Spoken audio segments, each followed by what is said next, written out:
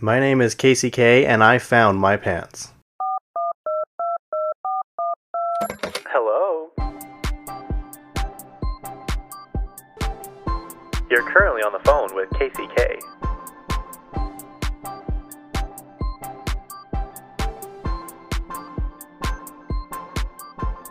Yep, that's me. Yes, the rumors are true. I did find my pants that I was trying to find the other day for Beyonce, and believe it or not, they were hanging up in my closet.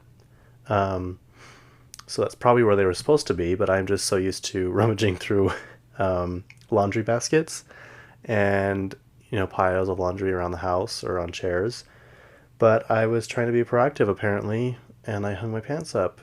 And today, as I was putting other laundry away, there they were. But it doesn't matter because I bought two more pairs of pants on the way down to see Beyonce, and all is well. So now I have three pairs of pants that I can choose from that are all similar. Also, I just want to add I got a couple comments last time saying my audio was kind of low. I think that's because I bumped the little knob when I was moving the microphone last time. But now it sounds super loud. So I don't know. It feels like I'm shouting into this microphone, but I'm not. I'm trying not to at least. So, yeah. If it's too loud this time, let me know. If it's still too quiet, let me know. If you have any feedback, let me know.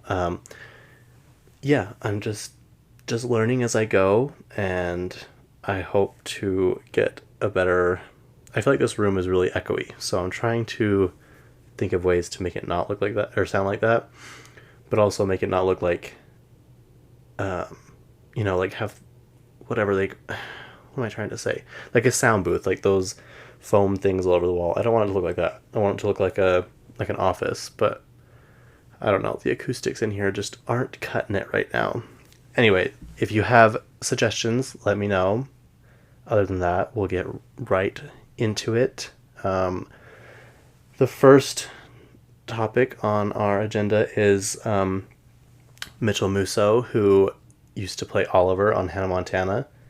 He was arrested for public intoxication in Texas, I think it was. And while he was drunk, he stole a bag of chips. So that landed him in jail. I don't know if he's out. I don't know what's going on. I didn't know he was like making music. He posted a music video like 11 months ago, it said. Ironically enough, the song is called Drank, so that doesn't seem to be going well for him. I hope all is well with him though, and I don't know. I guess, who knows? Maybe he's just having one of those days. Haven't we all had one of those days where we just want to get drunk and steal a bag of Lay's potato chips? I've never done that, but who knows? I'm still somewhat young. Life may throw some curveballs at me, and I may steal a bag of chips while I'm drunk. Adele is currently on weekend 25 of her residency in Vegas, which is it's not at Caesar's Palace, it's at like Caesar's Entertainment venue, which is across the strip, kind of by the big Ferris wheel. That's not important. I don't know why I told you that, but there was a fan. I guess this was last week, so this is weekend 24. This happened.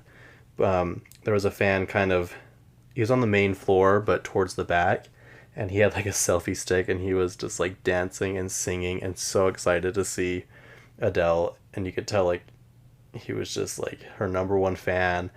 And all these people behind him kept like telling him to sit down and be quiet, and like he's ruining the show for the rest of everybody.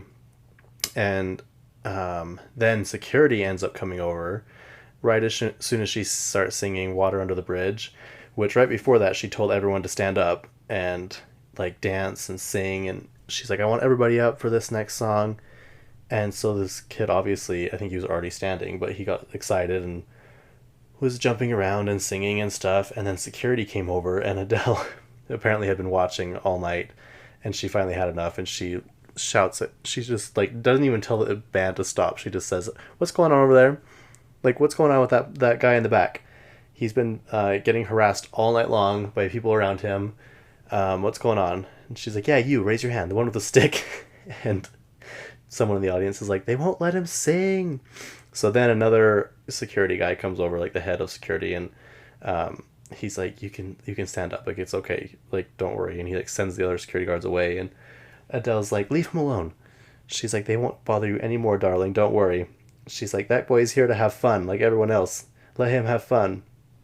So I'm sure the other people around him were not happy. But that, I feel like when you go to concerts, especially people with big names like that, people are going to stand up. Like that's just how it is. Like I get if he was standing up in the middle of a Wicked production in New York, like on Broadway, like that would be annoying. But he's at a A-list celebrities concert in Vegas. Like of course he wants to sing and dance and jump around. I've been to several concerts where people around me weren't standing up and I felt bad because I'm pretty tall. But I'm like, no, I paid for this concert. I'm going to stand up. Like, that's just how it is. That's just how concerts are supposed to be. I mean, there are sometimes you want to sit down while they're doing like acoustic versions or something, which is fine. But like we went to Dua Lipa last year and this group of older couples came in and I think they were sitting in front of us. Yeah, because the bachelorette party was behind us and they were wild and fun. But the people in front of us didn't stand up the whole time. And you could tell like they were kind of annoyed. I don't know why they were there. They honestly looked so bored. Like they didn't know any of the songs. I don't know if they won free tickets because it was in Vegas too. But they were probably so annoyed that all these people were standing up. But I'm like, that's what concerts are for, especially huge, big name concerts like this. So if you go to a concert and you want to sit down the whole time, you need to go somewhere like, I don't know, not T-Mobile Arena, not Caesar's Palace, not like a stadium. You need to go somewhere like a garden or like a terrace where you can sit down. But don't like get mad at people who want to like sing and dance. Like it's very frustrating because that's what concerts are for, just to have fun and see your favorite artist and just fan out. So yeah, I hope that fan is doing well. I'm sure he is. He literally was looking like he was hyperventilating. Like he couldn't even like pay attention to what the people around him were saying because he was like breathing so heavily and just like so excited to be there. But yeah, Adele came to the rescue. Another Adele topic or story, she apparently collapsed backstage. I don't know if that was the same weekend, but because of sciatica, it said, which is something to do with like your back or something. She said she's had back problems and apparently one of her discs has completely disintegrated, which sounds horrendously painful. But it started when she was, I don't know how old she was, but she sneezed and she pulled her back. I didn't even know that was a thing. Like, she wasn't even doing anything dangerous. She just sneezed. That's kind of alarming. Like, what little thing could just, I don't know, set your life back so much or have this lifelong, injury. But apparently, be careful when you sneeze because that is pretty dangerous. She said that since she's been healthier and working out and stuff, it's been a lot better. But it still flares up every now and then. But I like with these big celebrities, like Lady Gaga, she has fibromyalgia. Who else? She had that broken hip because she danced too hard. But like I think when you're in the moment, you're just have so much adrenaline that it kind of goes away, and then when you get off stage, it all like it comes down, and that's probably what happened to Adele because I don't know. I didn't see any videos where people were like, Adele seems like she's in pain. Adele, something's wrong with Adele because I don't think in the moment she felt like that. But yeah, I hope she's doing okay. I hope the sciatica's treating her well. So last week, I think when I was talking about all the new singles that had come out, I didn't name the names of the songs. Maybe I did. I can't remember, but I don't think I did. Miley's was Used to Be Young. Selena's is Single Soon. And Iggy's is Money Come, I think. But yeah, sorry if I didn't I didn't say those because I meant to. But I bring that up because Adele, I think it was last week as well. It was a busy week for her. She was praising Miley's new song. She's just like, it sounds amazing. It sounds nostalgic. I love nostalgia. And she's like, she's such a legend. And Miley responded to her. I think it was on Instagram. She's like, I'm so glad you like the song because I thought of you a lot when I was writing it. the song is really good. Like the more I listen to it, the more I'm like, this song is so good, and it's like everyone can relate to it, especially everyone that grew up with Miley, because I feel like we're all like getting older, and we all feel different than we did when we were first watching Hannah Montana, and just like the different phases of life we went through, and um, yeah, it's just a good song, and like everyone on TikTok is like making all these videos about it, so it's good. I'm glad when songs do well for artists, especially songs that mean well, a lot to them. A lot of times when artists are like, yeah, I'm in a really good place and I wrote all this music by myself, and sometimes it's just not good, you guys. It's just, you just like, oh yeah, this is, good for you. I'm glad you're happy, but um, this is not the song that we wanted. But that is not the case this time, because this song's actually really good. You guys, I have 3 pages of notes. There's a lot going on this week, so I'm trying to keep it all organized, but it's kind of hard. I just keep like glancing over all these like notes I've taken, and I'm just super excited to talk about all of them. But let me stay on track. Barbie is coming back to theaters, so if you guys want to go back, I mean, it's still in theaters. I guess I should rephrase that. Barbie's coming to theaters in IMAX, which is the giant screen, but it's only for 1 week, and that's September 22nd is when it starts. But it includes the never before seen post footage. I don't know what that means. Post. I know what post means. I don't know what they're referring to though. But as of yesterday, the movie had made $1.36 billion, and it's Warner Brothers' highest grossing movie ever. It's surpassed Harry Potter and the Deathly Hallows Part 2, which made $1.34 billion. And I think international sales? One of either domestic or international, it made 760 million, which beat what's his name? Christopher Nolan's Dark Knight, which was like 500 something million. So this movie's good, guys. Also, I don't know if I mentioned this. Apparently, they're building a Mattel like theme park. It's in Arizona though, which is kind of weird. You think they'd want it somewhere like it's always probably gonna be warm there, obviously, but you think they'd want it close to other theme parks so they can kind of like use that as leverage to get people to come to them. I feel like it's gonna be hard to get people to go to you, especially when you're a new park and people really aren't sure what to expect. I'm sure it'll be good, but it's just kind of interesting to me. Some good news for the people that didn't get to see the Eras tour, because it's coming to theaters on October 13th. That's just 2 weeks before 1989 re-release comes out, so that's kind of fun. Also, like, but I'm going to the movie again. So, uh, if you haven't had a chance to go to the concert, I highly, highly recommend going to the movie, because it's so good, you guys. It is so good. It's not just a concert; it's a whole experience. Like, it's gonna be in like the world record book of like, I don't know, just one of the most iconic tours of all time. It's just so good. It's so good. I can't even explain to you. And people that have gone know what I'm talking about, because I don't know, it's just nonstop. The movie's not as long as the concert. The concert's like 3.5 hours, and I think I saw somewhere where the movie's 2.5. So I don't know what they cut out. Maybe a lot of like the in between when she's changing outfits, but she really doesn't take that much time when she's changing. So it'll be interesting to see how they do it. They recorded it at one of the LA shows, or maybe a couple of them over the course of a couple days. I just think it's funny because ticket prices are $19.89 for adults and $13.13 for kids, which 13 is her lucky number if you didn't know that, and 1989 is the year she was born, and obviously the name of her, I think it's her 5th album, right? Maybe 6th. 1989. Her parents actually negotiated the deal with the CEO of AMC, and they bypassed going through a movie studio. So I think like 40% gets to, like, the theaters get to keep, and 57% or something goes to AMC and Taylor's team.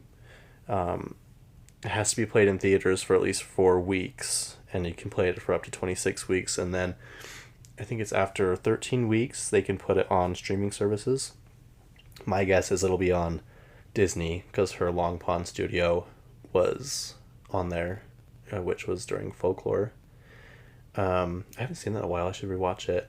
I don't think it'll be on Netflix. She had the Reputation tour on there and Miss Americana, but after that Ginny and Georgia line they had in their show, I didn't even watch it, but it was along the lines of she goes through men faster than Taylor Swift does, and Taylor put out that statement saying, "Wow, like we still can't get over this, still can't stop tearing people down." They're like, she's like, "Good job, Netflix. I thought after Miss Americana you would have more respect or something." So I don't think Netflix will be getting that deal, which is very sad because I'm sure it'll bring in a lot of money. It broke AMC's record for single day sales, 26 million just at AMC. So I don't know what, I've heard it's like 50 million to 70 million is made already, which would break the record because Miley Cyrus / Hannah Montana's concert, I think, made 65 million or 70 million. They threw Katy Perry's, it's a documentary, so I don't know why it's even considered to be in this concert genre. But hers made 32 million total, which is still a lot of money. I think they only spent like 3 million to make it, so they kind of came out on top. But it's a documentary, so that one shouldn't even be considered. But I think Hannah Montana's was an actual like concert. I don't know what to call them, concert movie, concert video. But sorry, I don't know if you can hear my washer in the background. It also broke the record that Spider-Man No Way Home held in single day sales. Spider-Man's was 17 million, and like I said earlier, hers was 26 million. And she broke that record in just 3 hours. Because I remember I woke up and that was the first thing I saw. She had announced this movie coming to theaters, and so I texted my friend Catherine and showed her, and she texted me back. This was like at 7 or 8 in the morning or something, and she's like, "Oh, Dalton's already bought his tickets," meaning all of us, because I am a part of their relationship and always will be. But yeah, he bought us all tickets before we even like had a chance to, so we are going, obviously, and I'm so excited.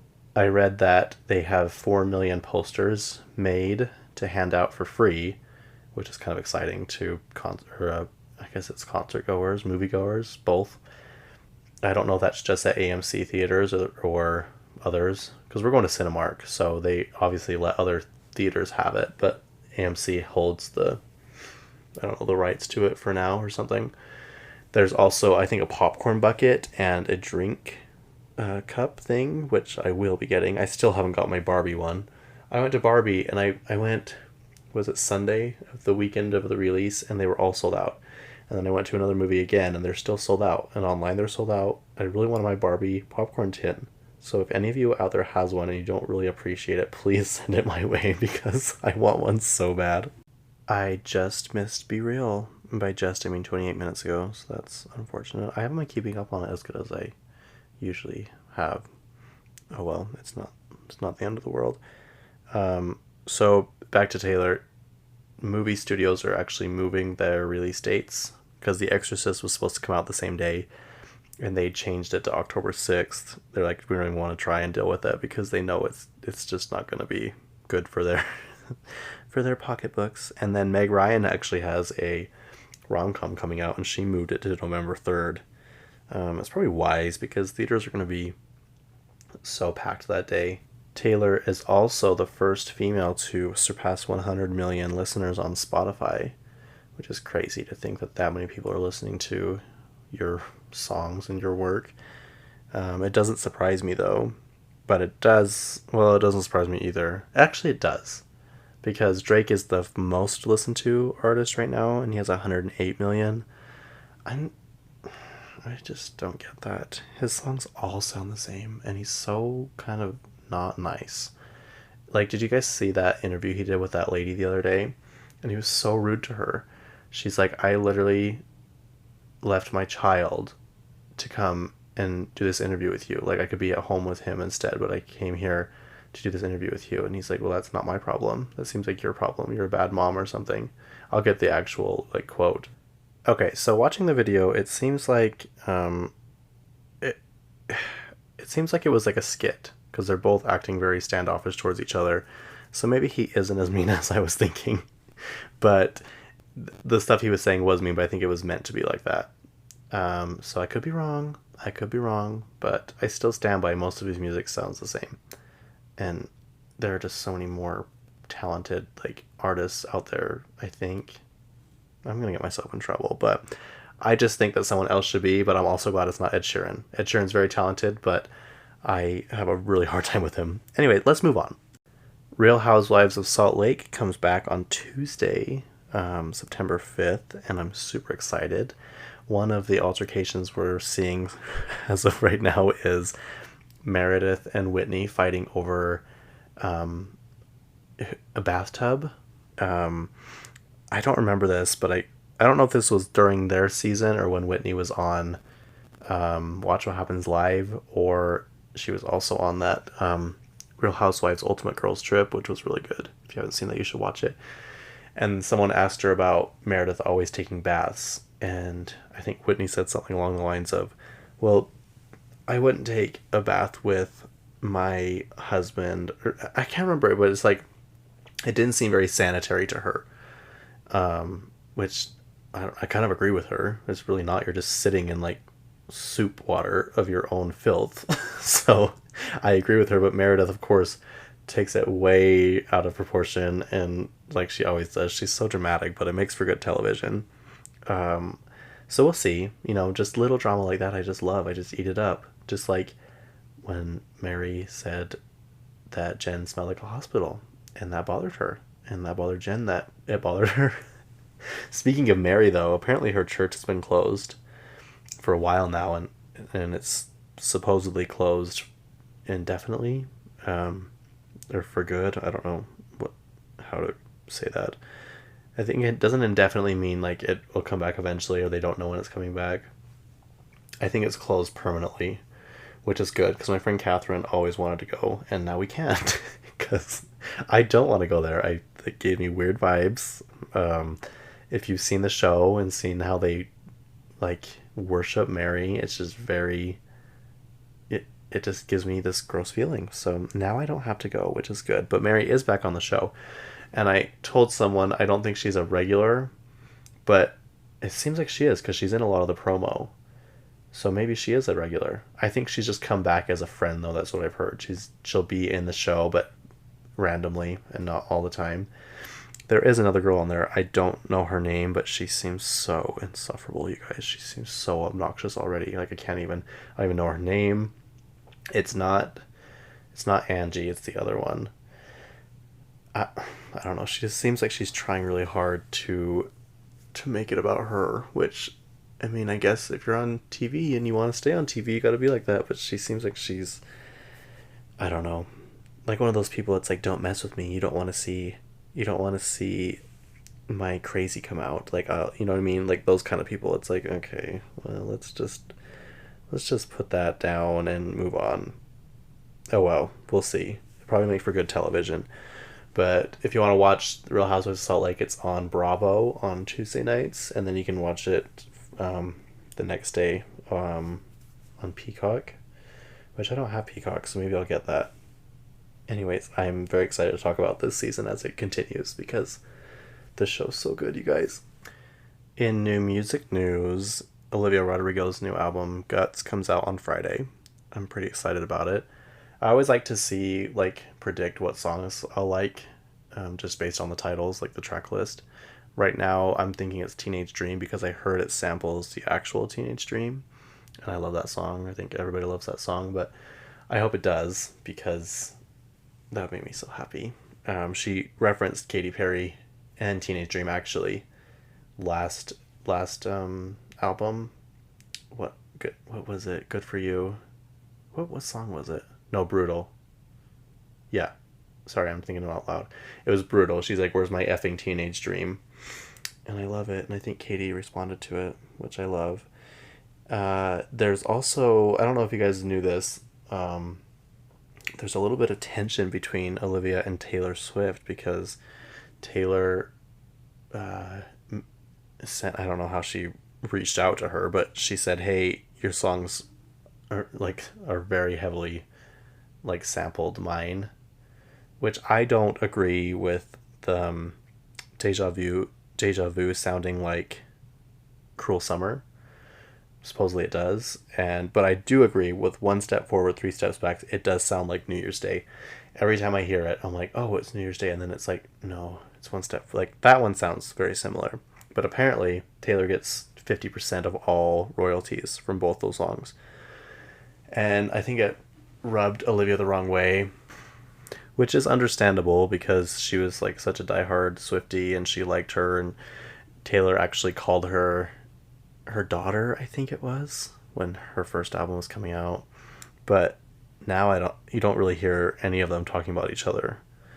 And there's speculation that Olivia is really not a fan of Taylor anymore. And I get that's kind of annoying that Taylor would do that, but I feel like she had to, because why she couldn't do that to other artists, and she couldn't like lay the line down with other people and not with Olivia. It's like everyone she has to set the line with. Like she can't really pick and choose who she wants to, sue and not sue. Not that she sues, but she just she gets her money. Taylor gets her money, and there's nothing wrong with that. But apparently Olivia didn't like it, which I get. I guess Olivia did an interview with the Guardian newspaper, I think it was. She's like, I've learned a lot about this business since the last album. She kind of, I think she keeps more quiet about, because I think she said she got a lot of inspiration from Paramore for a song on her last album and from Taylor. So they kind of took that and ran with it. But there's rumors that Vampire is about Taylor Swift. There's a line that says, built a castle out of people you pretend to care about. And then in Taylor's song, she says, is it New Romantics? I think it is. She says, baby, I could build a castle out of all the bricks you threw at me. And then Olivia also says, because I made some real big mistakes, but you make the worst ones look fine. And there's speculation that it's referring to when Olivia released Driver's License, it was about Joshua Bassett. Although she's never said who her songs are about, everyone kind of figured it was about him. But she got a lot of heat for it, and people didn't like it. And Sabrina Carpenter got a lot of hate for it because there's the speculation that she's the blonde girl that she's referring to in that song. But when Taylor released 10-minute version of All Too Well about Jake Gyllenhaal, she was like praised for it, and people like were on her side. So yeah, there's just a lot of speculation around those things, and Olivia said she'd never reveal who her songs are about, like ever. So we'll never know. We'll just have these thoughts in our head, and it actually makes albums better, I think, when there's a little bit of mystery behind them, but also it's like everyone kind of knows. So we'll see.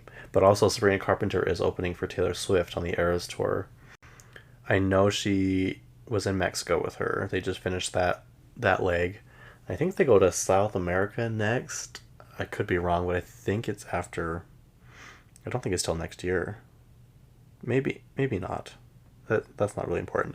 But Sabrina Carpenter opens up for her, and like I just said earlier, that song is supposedly about Driver's License is supposedly about Sabrina Carpenter and Joshua Bassett like falling in love. So there's just kind of some bad blood, no pun intended, but it sucks because they're both really talented, and it would have been fun to see them kind of, hang off each other and support each other. And I don't think Taylor really means bad or means any harm, but I get why Olivia would be upset. So, yeah. So the last thing I have, right, is Joe Jonas and Sophie Turner. That sounds wrong. Is it Sophie Turner? Yeah, Or Sophie Tucker. Sorry, I don't know why I blanked there. It is Sophie Turner. I knew that, but it kind of just like when I said it, I was like, that doesn't sound weird. But Sophie Tucker sounds familiar. I don't know why. Anyway, there's speculation they're getting divorced. They say that Joe hasn't worn his wedding ring in a long time, but I could have sworn that she was at one of their concerts the other day. Also, can I just say, I think it's really, really weird. Me and my friend Catherine talked about this, that Jonas Brothers are doing all of their songs at their concerts. It's like, I don't. Do people really want to hear that?